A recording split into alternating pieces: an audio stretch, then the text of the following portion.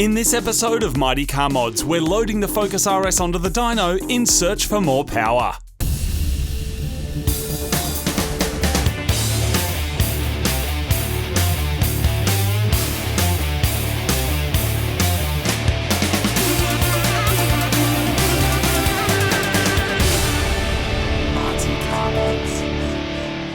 After helping build this car in the Ford factory in Germany, we've now completed a bunch of mods on this Focus RS, including a performance intake, air filter, exhaust, lowered suspension, lightweight wheels, RE003 tyres, and a huge front mount intercooler.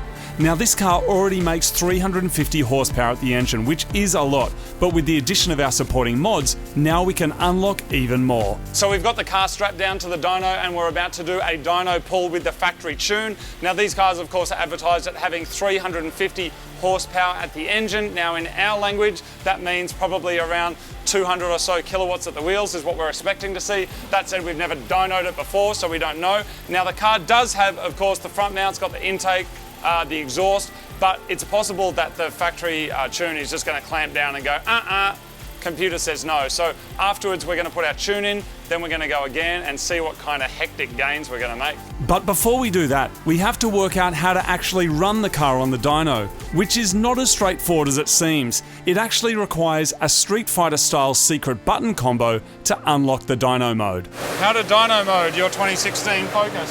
So it turns out the Focus RS has a dyno mode that's like a secret mode, and to do it you've got to put your foot on the brake and the clutch, turn the car on but not start it, enter and exit reverse 6 times, and then the light starts flashing telling you that it will dyno, but it'll only dyno in the front wheels, and then if you drive it on the road again, it automatically turns off. It's kind of tricky but also weird. With our dyno mode unlocked, we can do a power run on the factory ECU tune.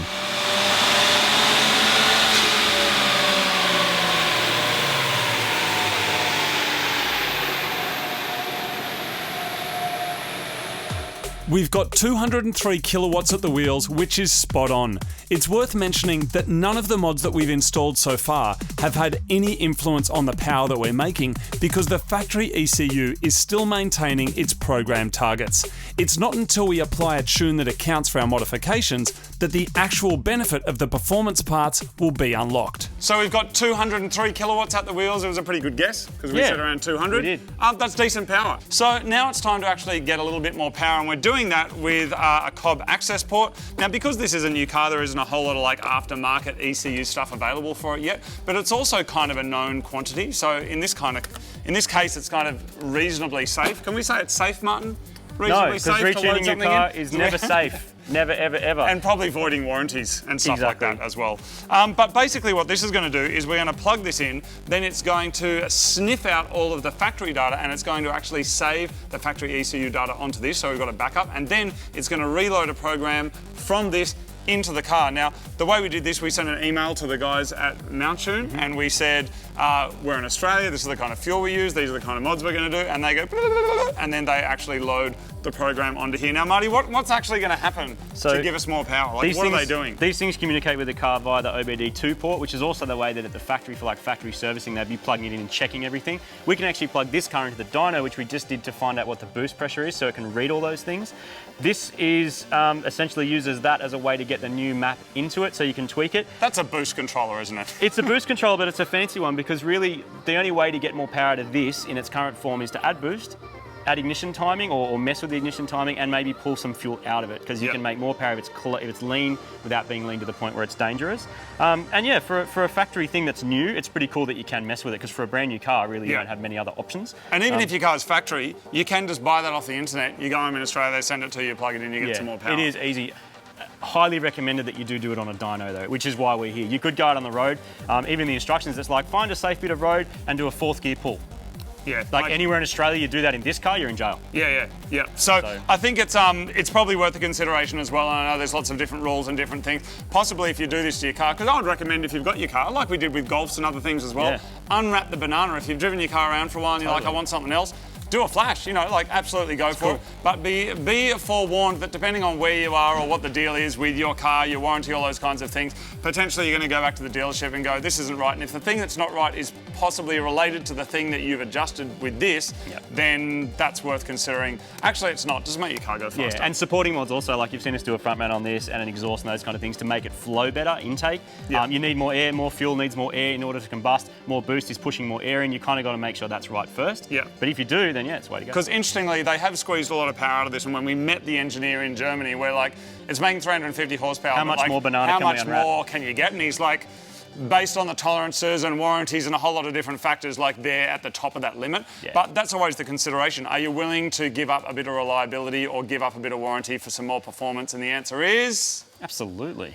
Marty and I have just hypothesised why and how we think this is going to make more power from a professional and well-respected tuner's perspective. Can you tell us what's going to go on once we plug this in? Yeah, so it's going to put more boost in it. It's going to pull a little bit of fuel out of it. It's going to advance the ignition timing a little bit, and it's going to make more fast.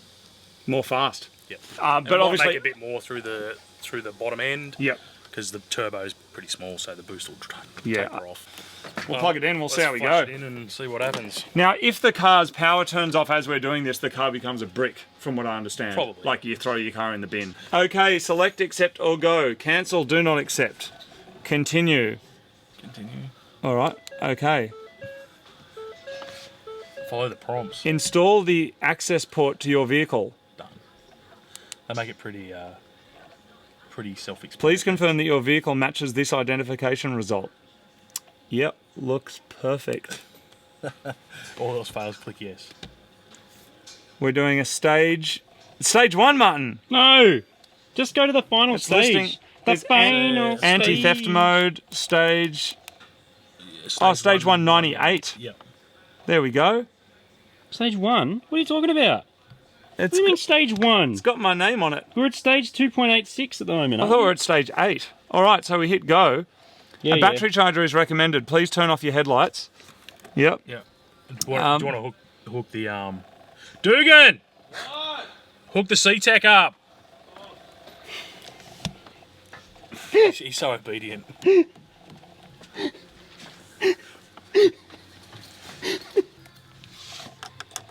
All right. She's on.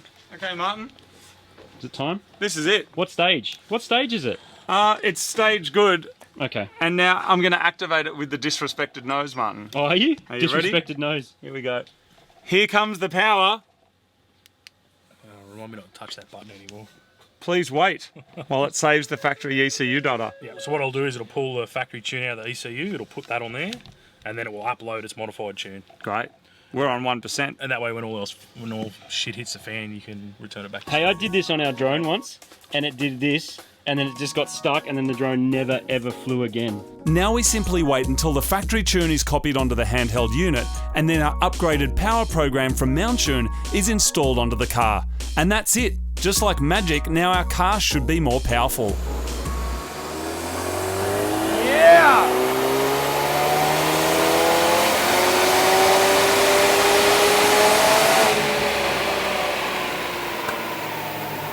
That's a big increase. The maximum power that we've made is 235.6 kilowatts. We did a couple of runs just to confirm. So we've got 233, 232, 235. That's just atmosphere changes, temp changes, the car getting hot, the car getting cold, stuff like that.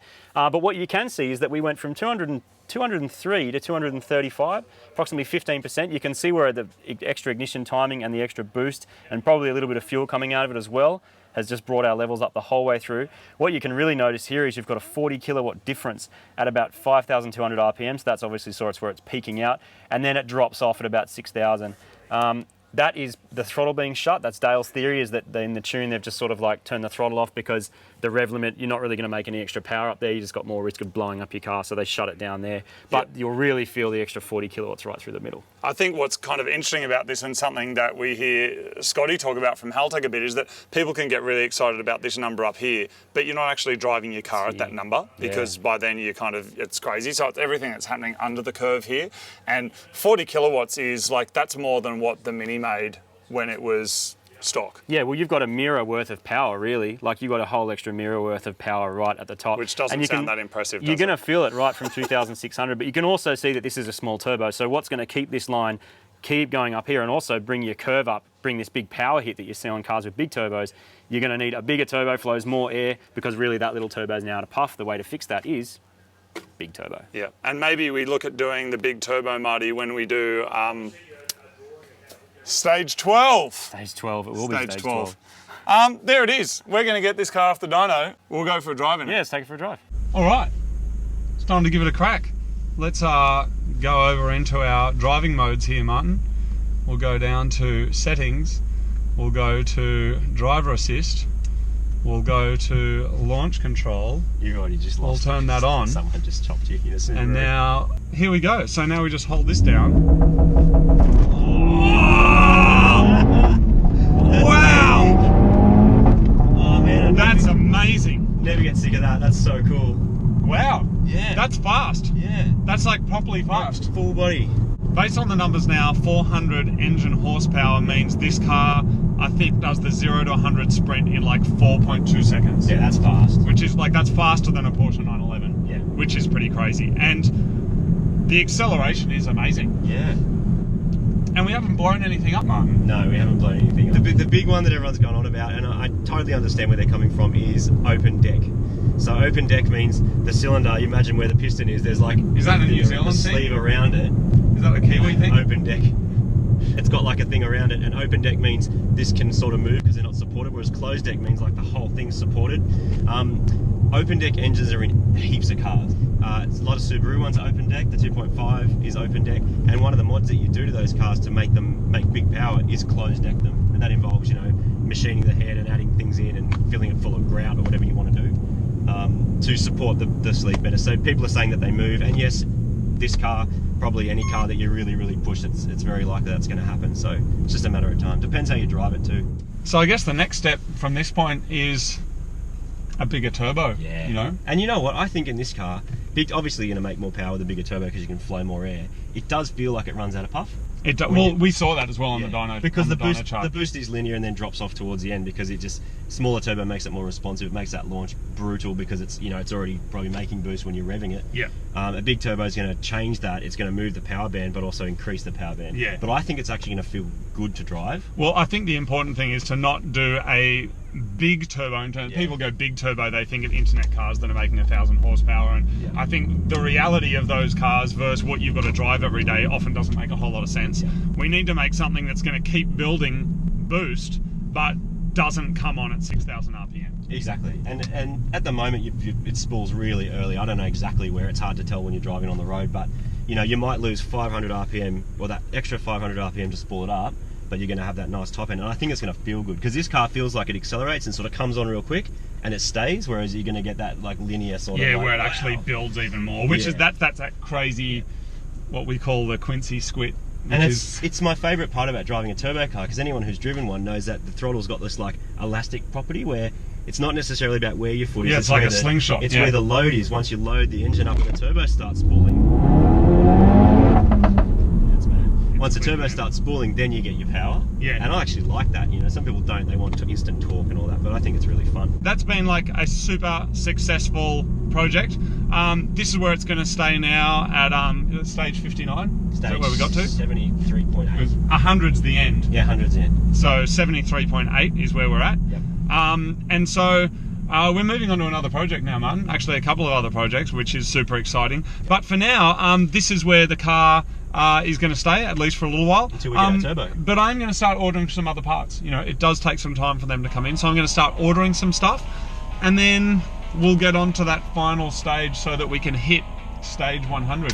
I just want to put it out there that 400 horsepower at the flywheel is impressive, but SuperGramps is going to chop the absolute shit out of that Focus.